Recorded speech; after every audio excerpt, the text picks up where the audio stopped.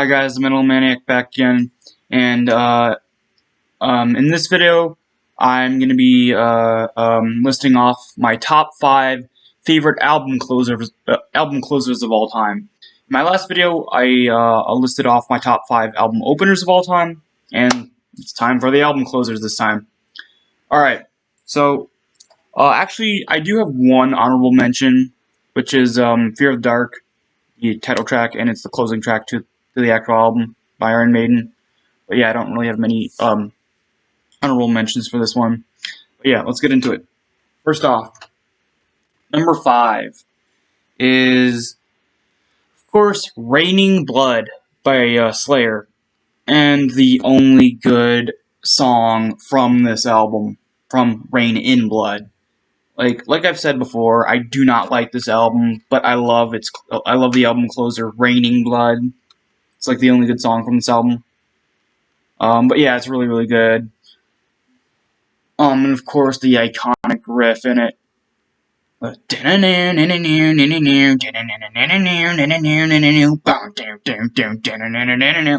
don't know, it's just real. I just love it. It's so iconic and so energetic and just so vicious. Tom Araya does an okay job with vocals on this song, but the main reason why I love this song is the guitar riff, and I guess the solo too, if you can call it that. But yeah, just an awesome album closer. It's very fast. It's over very quickly, but it's still really, really good, and I love it. But yeah. Number 4. At number 4 is the painkiller cover for the painkiller cover off of course, The Sound of Perseverance by Death. Yeah, it wasn't originally the last song. Originally, when it was put on the album, I think on the very first re-release.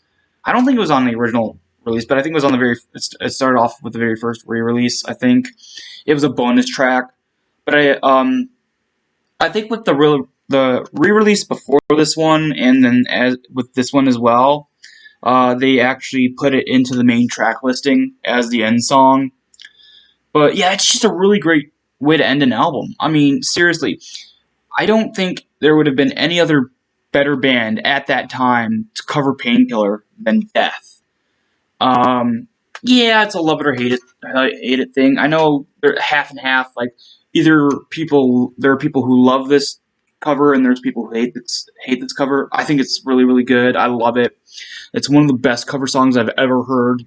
Period. Like, it's just really, really good. And actually, vocal-wise, I do prefer Chuck Schuldiner singing his style of singing on the cover version rather than Rob Halford on the official version. I mean, yeah, I do like Rob Halford's vocals on the actual original version, but I do prefer Chuck Schuldiner's vocals on this more. And it's just, I mean, from the opening drum intro to the moment, like, you could really hear Chuck's vocals, like, where he does that really awesome, really long, sort of almost black metal type shriek. Just really awesome, and I love it. I really, really love it. Back there. Okay. But yeah, really awesome outro. Really awesome album closer. And a great way to end a discography. Yeah, this wasn't Chuck Schuldiner's last album he did. The last album, of course, was the first Control Denied album. Oh, no, it was the second one, although that wasn't released. So I guess technically, if you're speaking of albums that have been released, his last one was the first Control Denied album. But yeah, it's just really awesome. Album closer overall. Alright, number 3. Number 3 is Cathedral Spires from the album Jugulator by Judas Priest. Oh, I love this this outro, this album closer, like whichever one you want to call it. I know some people call it an outro. I call it an album closer, but it's just so epic. Like, probably one of the best Ripper Owens vocal performances ever. Like, I'd say his best would be maybe Abductors, or maybe Jugulator, the title track. But he does really, really, really, really well on Cathedral Spires. I love how it starts off very mellow. I love how the song starts off very, very mellow, very calm, and then gradually builds and builds and builds, and then it just goes all bombastic, all epic, and all energetic. And then at the very, very end, it starts up like a chanting, and then in the middle of the chanting at the very end, Rip Owens just shrieks out those last couple sections from that chorus, and it's just an all-around epic sounding album closer, and I absolutely love it. All right, number two. Number two is the album closer, Rejoin, from the album, the Death Album 3 by the band Deathclock. I've said this in another video. This is a song, it's such an epic song, and it's an epic song that makes you feel epic. Like, it's such a good song. What a way, not just a great way to end an album, but a great way to end a discography. Same thing with, painkiller cover from Sound of Perseverance. It's the same thing with this. Like, great way to end an album and great way to end a discography. It's just so epic. It's very, very, very different than what you would find, I guess, even in melodic death metal. Like, yeah, it's very different from what you would find in, like, traditional death metal, but even for a melodic death metal, it sounds very different, very extremely epic, and extremely, like, just blown out of proportion, but in a good way. It's just, everything's right about it. It's just really awesome, and I love how they threw in a couple different instruments, including the French horn. But yeah, now this is an interesting one, because it doesn't, unlike most Deathclock songs, it doesn't have a really awesome guitar solo. I don't think, it doesn't even have a guitar solo at all. Like, it has a riff, but it doesn't really have a guitar solo at all, which is interesting. It's still really, really good, and I absolutely love it. But yeah, that's number two. At number one, my favorite album closer of all time is Hallowed Be Thy Name by Iron Maiden, from their album The Number of the Beast. What?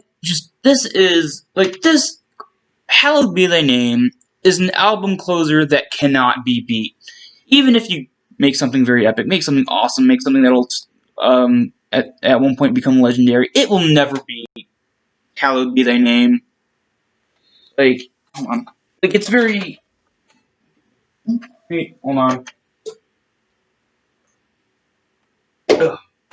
Anyway, no other album closer will ever beat Hallowed Be Thy Name.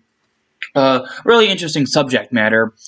Great melody. Great vocals by Bruce Dickinson. I think this is one of, if not his best vocal performance of all time. Like, I would say, like, this, and then maybe The Trooper, and trying to think.